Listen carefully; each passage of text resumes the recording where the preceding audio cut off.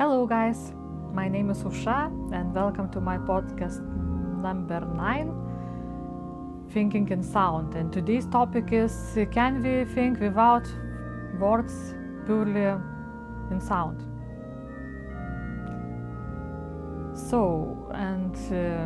This question is about how we compose music. If really we are thinking about composition in words or we are thinking only in sounds.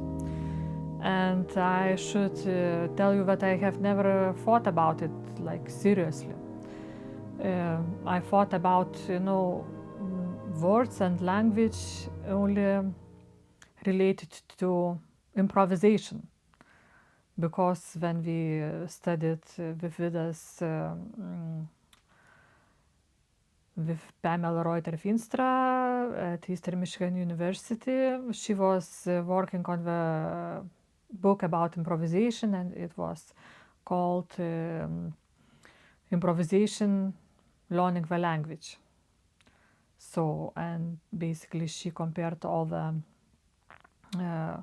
process of learning how to improvise to how we learn to speak language, how a baby learns to speak language, and how adults learn to speak, let's say, foreign languages, how we learn the alphabet first, and then like syllabus and simple words, and then we learn how to put those words into the sentence, and in the longer structures, and how we learn to express our thoughts. But is it possible to think purely in musical sounds without any words? I think that's impossible, because I think all our mental process, all our thinking process is related with the word. And when the thought comes into our mind, of course it comes first without words, but then in order to express it, we need to put it, into a words. And I think the same with musical composition, with melody. The thought comes to your mind, but then you have to put it in sounds. Well, okay, now I'll have to sip a little bit of water from our beautiful Secret of Organ Playing mug.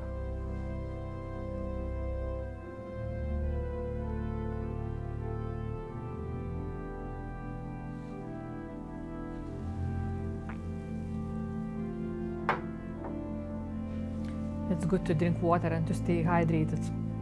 Very healthy, very beneficial for the brain. Well, but now I'm thinking how language structure basically influences the composition process. I think that not so much. I think still we have to think in sound more, and to hear the melody sounding in our head and not the words. But I think that knowing language actually helps to make the composition process easier and more comprehensive, because the language has very strict structure, and we want also to have the same logical structure in our composition. So as the language is